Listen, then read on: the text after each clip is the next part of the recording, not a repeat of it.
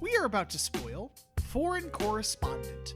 If you haven't seen the film and plan on watching it, then click away now. Or if you've already seen it, or you just don't care, then please stick around.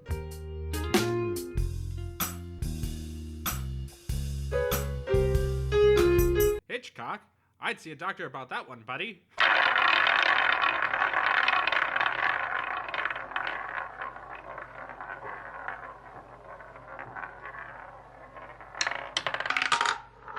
Hello, everybody, and welcome to Cinema Roulette. Today we are doing the second movie on Cameron's Movie Month Wheel.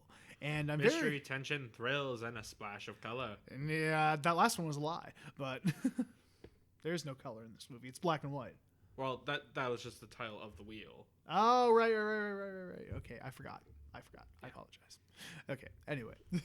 So, anyway, can't think of much banter, can you? I was going to make a joke, but I don't feel good about it, so we're going to move on. Here's a little hint, ladies and gentlemen. If Justin ever cuts himself off, just go with it. Just don't ask. Just don't ask. Just go with it. Okay. I grew up in the Newgrounds era. Yeah. I apologize. We both did. The struggle is real. Anyway, I'll tell you what's not in the Newgrounds era. This movie, Alfred Hitchcock's Foreign Correspondent.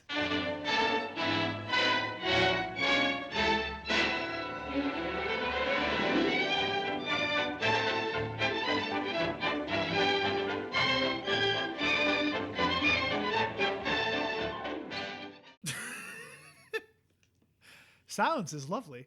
And you look like you're having a ball over there. Oh, I'm trying not to make every episode this month lucky number 11. Yeah, we're trying, but we're excited. We're in person. It's fun. The world's in shambles. It's easier to make jokes. Yes. Also, maybe get a little closer to the mic, if possible. Okay. God damn it. But... God damn it, Bobby. Play that one by falling down the stairs. Sure thing, Johnny. Wasn't that a Family Guy joke? No, that was Astiff. That was Astiff. Okay, I forgot. Okay. Or ASDF for the uncultured. Yes. So yes, we have today what's actually the latest, and by that I should mean most recent movie in the early Hitchcock genre. Because Man Who Knew Too Much was, I think, 34, and then I think 39 Cents was the year after or 2 years after, something like that. So. All right. Yep, I will let you take it away with the synopsis. Well, there's a foreign correspondent. See, because in the title it says foreign correspondent. But didn't the news guy say he didn't want a foreign correspondent? He wanted a reporter. He's like undercover as a foreign correspondent. But he's still a foreign correspondent. Still technically a foreign correspondent, yes. He would identify as one. Yes. Happy Pride. The actual plot to focus on... I might have just woken up. Brain's still focusing. So we're in America, a newspaper, and the head newspaper is like, well, that dastardly Hitler, he's going to be up to no good. We need to know what's going on over there. Well, we could send over this analyst. No. They know too much. We need a man on the ground who's just seeing it for what it is.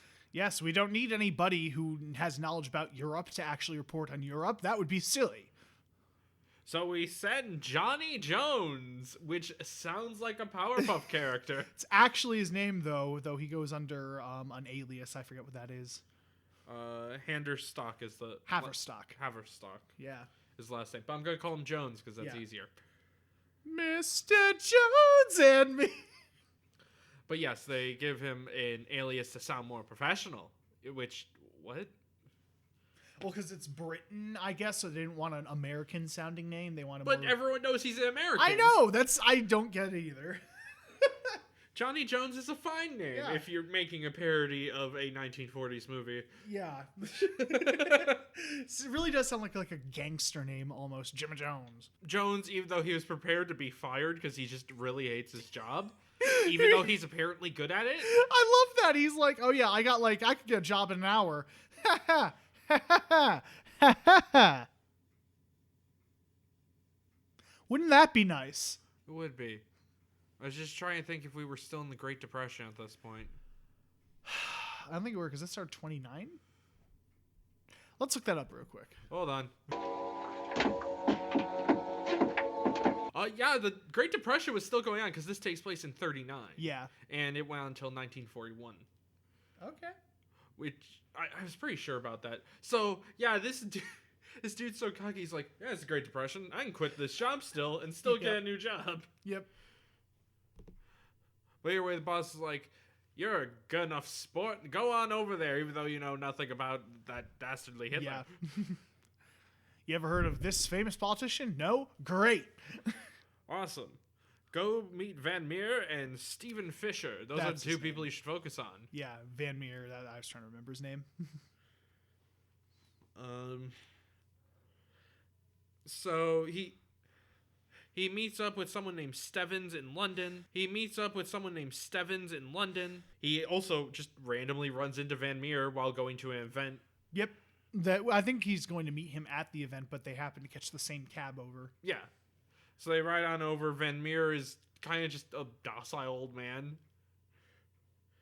But they go over there. I wrote that down and it never came back. So much hat losing in this There is, movie. And it's kind of a running joke that kind of never goes anywhere. It's odd. Yeah. Because he's at the place and he's like, well, I had a hat. And then like he loses it later in the windmill as well. But that is actually kind of plot important because that's how he notices it. Well, there it is. But the first time he leaves the hat in the car. Yeah. It's just a quick joke. But at the party, Van Meer leaves for unknown reasons. Yeah, he just leaves a note basically saying, sorry, I was unable to attend. And he runs into a woman who tells, hold on, words. I need you to work right now. Very important if we want to talk about a movie. Who tells him to call her Miss Smith for now. She's gonna be Miss Griffin later, but shh, it's okay. Shh. But she's the one running this event. It's an event that's trying to push for a peaceful resolve with Germany at the moment because it's still 39 and things haven't completely broken out yet. But basically, main character man is already in love with Miss Smith, even though she clearly does not care. Yeah. Like, insanely does not care. Yep. He sends her like 13 notes during the fucking speech. Yeah, before the company, well, the organization could give a speech. We also find out it's Griffin's daughter, or not, Fisher. Fisher's daughter. Yeah. Is her name Griffin? I forget now. Something. I don't know. I only wrote down Miss Smith. Yeah. Stuff happens. We go the next day, and Jones runs into Van Meer again. But Van Meer's acting weird and doesn't seem to recognize him. Mm-hmm. I'm sure that's fine. Whatever. And Van Meer is shot by a cameraman with the dumbest assassination I've seen in a while.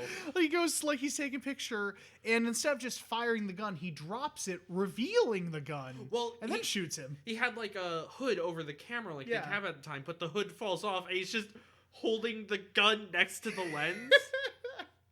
So that way the flash bulb would cover up gunshot, which those two things do not sound the same. No, they do not. At least in, what movie was it? Testament of Dr. Mabuse. It's clever. They have an audio distraction. Yeah. Yeah, the honking in the car backfire sounds like a gunshot. Yes. Here it's just he has it hidden by the camera because... Even though there's crowds on both sides. And, I mean, I do kind of like it, too. Spoiler, he gets caught and everyone sees him run away. And they're like, catch that man! But, you know, he's only running to a crowd of people, and everyone's shouting, catch that guy, so no one catches him. Well, there's conveniently a thing of umbrellas, and the only way you can see him moving is the umbrellas kind of moving. Well, still, you think the people in the crowd would hear the gunshot and then see a dude going, oh, and then just run away. But no, everyone just stands in place. Sorry, we're only paid extras. We're not paid enough to actually help. Yeah, I was going to say, is everyone in Britain that casual about a gunshot? Because later on, they're like fired at in a car chase, and then at the windmill, they're like, oh, it's all good. We're making jokes now. Oh, yeah, because this turns into a car chase. No, I'll save that commentary for later. Yeah. But we get into a car chase and lose them in a windmill field. Which the car Jones hopped into just so happens to have Miss Smith and some other dude in it who was important to the plot, but I didn't get his name. Yep. Oops. Oopsie poopsies. They chase him down, the guys disappear, and the one dude in the car, I'm just gonna call him Vic. I don't know why. It's the name I'm going with, though. All right. Jones tells Vic, like, hey, go get the police because you speak their language. Because the cops were also following behind him because, they just assassinated a political figure. Yep. It's like, hey, go get them. I think something's up with this windmill because Jones lost his hat and saw the windmill change directions. And he's like, well, that's odd. It's probably sending some type of signal. And realizes it's sending a signal to a plane that's flying above the field. Which we saw earlier. Which we did see earlier when we entered the fields. Also, after Vic and Miss Smith leave, Jones finds the car and then sneaks into the windmill where he hears a bunch of Germans doing evil German things. Yes. But also runs into Van Meer, who isn't dead, but is very high at the moment. Yeah. They've basically drugged him to the point where he's completely docile and they can just move him around whenever they want. Yeah, and he won't know where he is. Yep. Jones tries to listen to their plan but doesn't understand their language. And he eventually escapes to go find some police, gets them to come back, but by the time he gets back, all the evidence that they were there is gone. Yep, of course. Something which Hitchcock would use later in North by Northwest. It's true. Well, actually, that's just kind of normal for it is for crime thrillers. Yeah, like, oh yes, we've got it, but then fake out. They're so clever, they cleaned it out. But Mr. Jones goes back to his apartment and is typing up the story when some cops show up who need to ask some questions. I mean, he was there for assassination, but then he realizes those cops ain't cops. Mm-hmm. So he sneaks out the bathroom and goes over to Miss Smith's party and is like, people are trying to kill me. And she understandably doesn't believe him because he just appears in her room in a bathrobe. Yeah. Which is very risque for the time. Wow, yes, because back then we couldn't even have a man and a woman in the same room or else people would think they're sleeping with each other. Well, no, they could be in the same room, but the beds had to be separate or someone's legs had to be touching the floor at all times. Thanks, Hays Code. Thanks, evangelicals. Yup. But she believes him. They think of a distraction so he can grab some clothes and they can get the hell out of there. They go over to Miss Smith's father, who is again Stephen Fisher. And Fisher is like, and they see a man who Jones recognizes from the windmill. It's like, oh no, Mr. Fisher, this is a problem. He is one of the bad guys. And Mr. Fisher's like, wow, that's pretty shocking. Let me go deal with this. Mm-hmm. Yo, they're onto us. Because it turns out Fisher's a bad guy. Oh no, her dad is evil. So Fisher comes up with a plan with his evil buddy and is like, okay, I'll send a bodyguard with Jones, and then the bodyguard will make a death that looks like an accident. Yep. However, Jones just dodges this. Yeah. We don't even see it. It does like a fake out death at the top of a bell tower. But it tries to. And funny thing is, actually, just a brief note. Well, actually, no, not a brief note, because then you'll be expecting ninjas. So, true.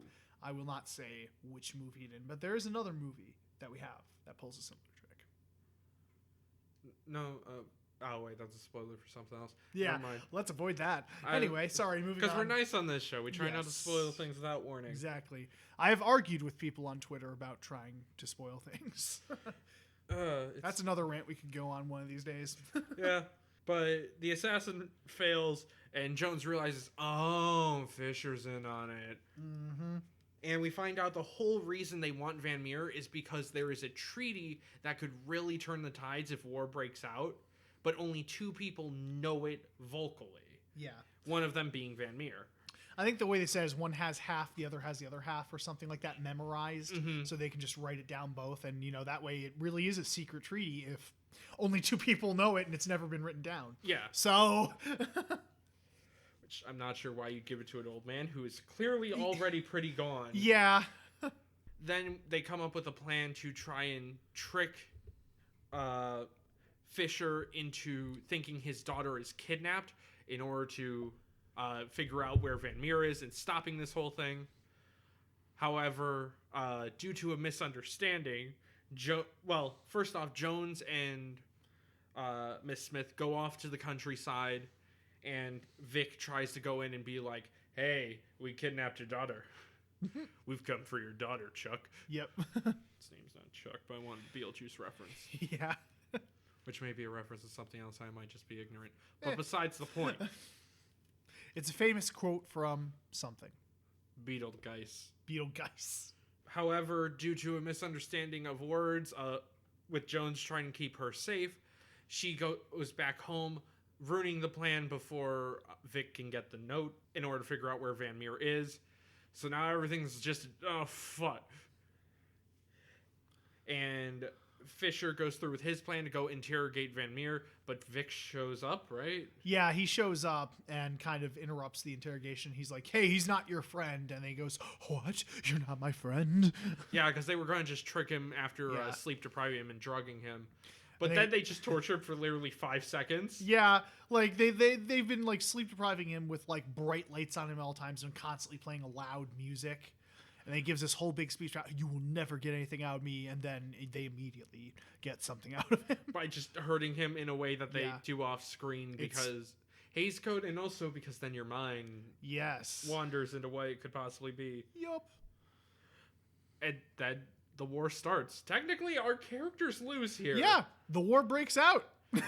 But they have enough proof to arrest Fisher, and they go on to... they chase him onto a plane where he is with his daughter. They argue for a bit that, like, hey, we're going to arrest you once we land. Yeah. Well, they argue for a bit, and back at the hotel, the daughter, that was what the misunderstanding was. So she's still really mad at him for that. Yeah. So he wants to clear that up as well. He's like, I can't just sit here for hours and do nothing. Yeah, Jones finally comes back into the plot to be on the plane. Yep. But since the war is going on, the plane actually gets shot down. And they crash into the water. Luckily, everyone is okay and trying to stay afloat on the wreckage, but there's too much weight. And, well, Fisher kind of realizes, if I go back, I'm going to prison, so might as well just die. Yeah, so he sacrifices himself to try to be heroic. And the movie kind of plays it up that, it was actually, but it really wasn't. I mean, he started World War II. Yeah, so... I mean, I understand this movie was made in the 40s, so it didn't understand the full aspects of World War II yet. Yep. But still. Yeah.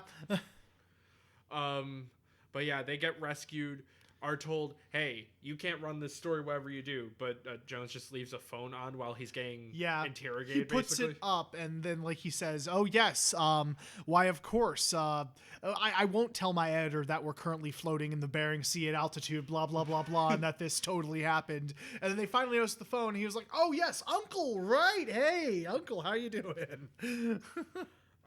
Then we get a bit more of an ending where Jones has stayed in London as the bombings have continued and gives a message to America like, keep watching the skies. Stuff like that, yeah. Keep listening. Be worried about what the Nazis are doing. And then the movie ends. Kind of the second movie we've done in a row that has that same message. Well, one's about aliens. Yeah. The other one's about, like, Nazis. So... Where we... I guess we can say that first before wrapping up, where Hitchcock literally went back to London and realized how bad things were. It's like, okay, we need to add something here. And so I think he hired a writer to write that whole epilogue scene where, like, it is under Haverstock now because Jones, they didn't use his name. They actually printed it as Haverstock. So they're like, yes, this guy's the newest reporter. He's hot stuff. He's basically like the #1 journalist on the ground. So. But yeah, that was Foreign Correspondent. Yes. So... a movie which I remember being better than it was. Like, I remember, like, really, really liking it the first time, but now it does have a few issues. I think the biggest issue is the pacing, really. It feels like a lot, especially towards the beginning, could have been cut out. No, I didn't mind the beginning. It's after...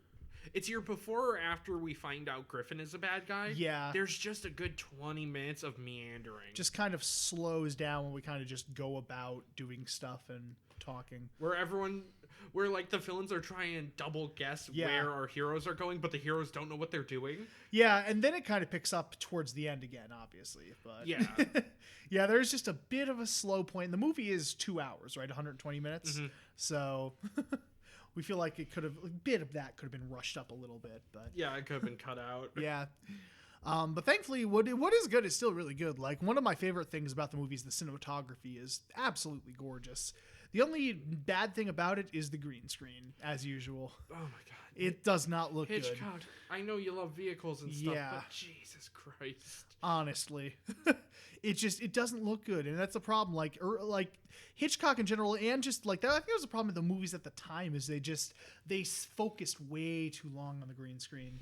And here they kind of try to cover it up by having like a way smaller back, like a tiny window. Still looks bad, unfortunately.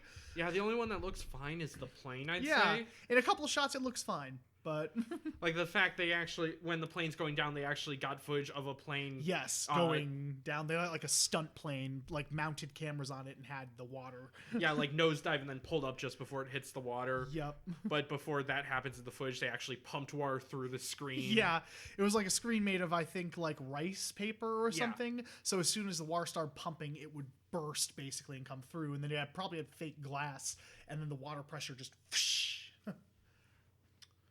I was gonna mention something and I'm forgetting what now. Of something that kind of bugged me. Was it the thing earlier in the movie that we were talking about? You said I'll save it for later. Yeah, but I forgot what I was saying. Damn. I just forget. Oh well. But yeah, I do love the cinematography. Like, there's a reason why a lot of the poster art has the windmill, because it is just gorgeously fucking shot. Yeah, like, that scene's just really cool and open. You just feel the dust and all that, and like feel kind of just the texture of everything was just really cool. Yeah, it feels like an old windmill and shows Hitchcock's love for German expressionism. Thank you. Yep. I couldn't think of the word. You're fine. Because it's like, it's almost like he studied under German expressionists. Whoops. Also, Van Meer won an Oscar for this role. Yeah, well, he was nominated for an Oscar for this role. Yeah, because I was just kind of thinking, I'm like, there must have been not that much good that year, because he's not in the movie all that much. Like, it was probably for that one scene at the end, that monologue. It was probably for that. Even then, that monologue is completely thrown out the window because he's just tortured for 10 seconds. There's no weight to it, because he's tortured for 5 seconds and goes, okay, here you go. It's kind of like the live-action Aladdin movie. I would love to just take that out of context of comparing Hitchcock to the remake of Aladdin and have a film bro explode. Yep. But the interesting thing about the Oscar thing is Hitchcock was up for 2 movies for Best Feature, that and Rebecca, which Rebecca ended up winning, I think, for Best Feature that year. Nice. But yeah, Foreign Correspondent didn't end up winning any awards. I think it was nominated for like 6, probably one being cinematography. To finish my comparison to Aladdin. Yes. It's because Jasmine has a song in that movie about how she won't be silenced, how she is a strong, independent woman, and then gets captured right after the song. Immediately. It's not even like a scene later. No. Right after the song ends. Yeah, captured. She's literally captured. I'm all for female empowerment, but come on, guys. Jesus. I think it had to do with the assassin scene, because that scene is dumb. That was it. Okay.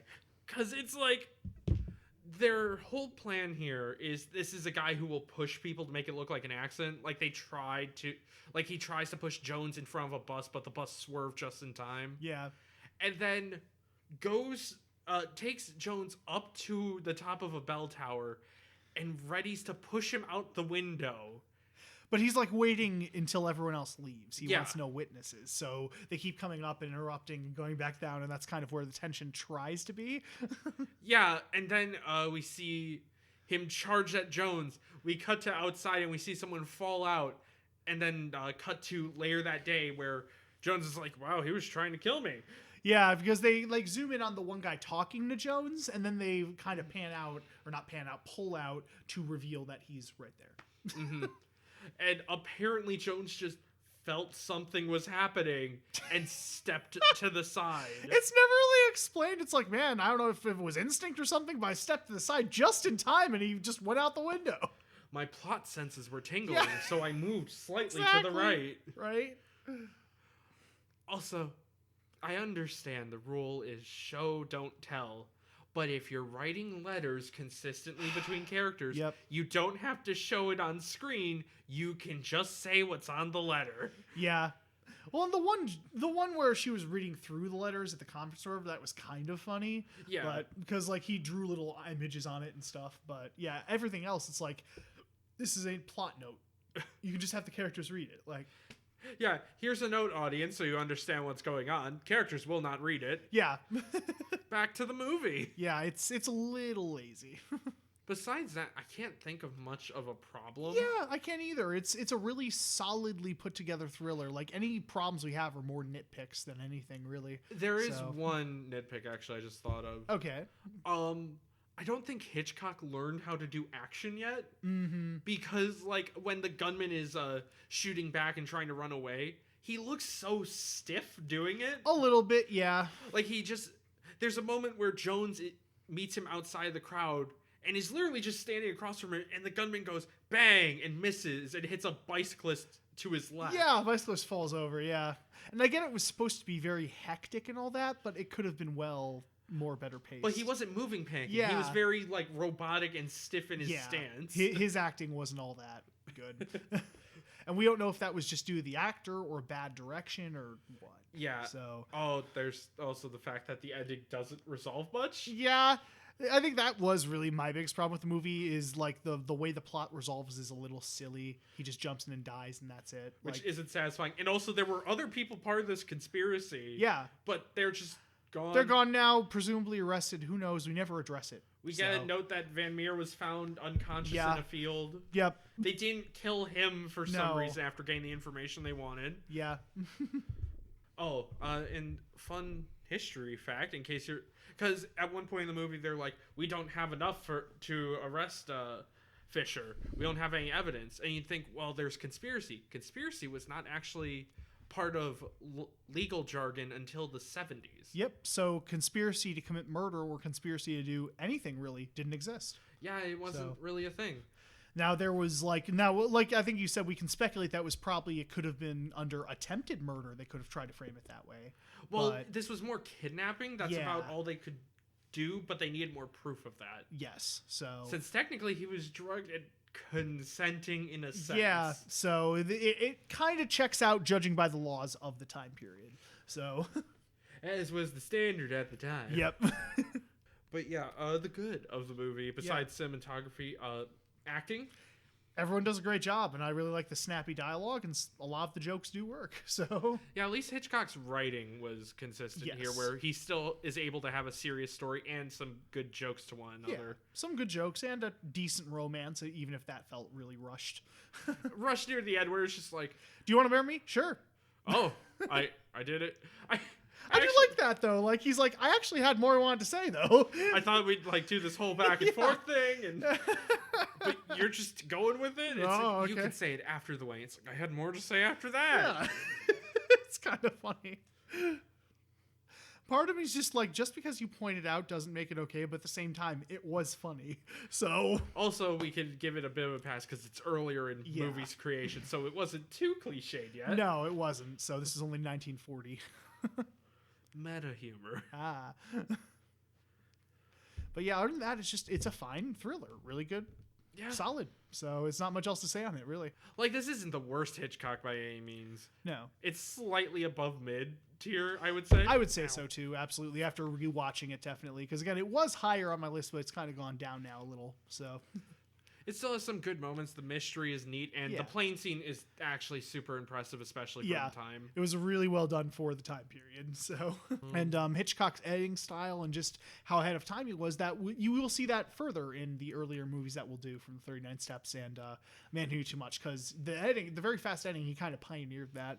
So, but yeah, just definitely a good movie if you're curious enough. Check it out. So yeah, this one doesn't hurt to watch, honestly. Just feels a bit overlong. Yeah. There's maybe some logic leaps, but whatever. Yeah, it's good. Definitely impressive for the time period. So yeah, if you want a decent reporter / military mystery thriller, check it out. Also, it is kind of interesting that they were going to let the bad guy go because it's just like not understanding the full reality of the war. Yep. Definitely an interesting snapshot of the pre-war period. Anyway. Yes. It's time to do The Thing.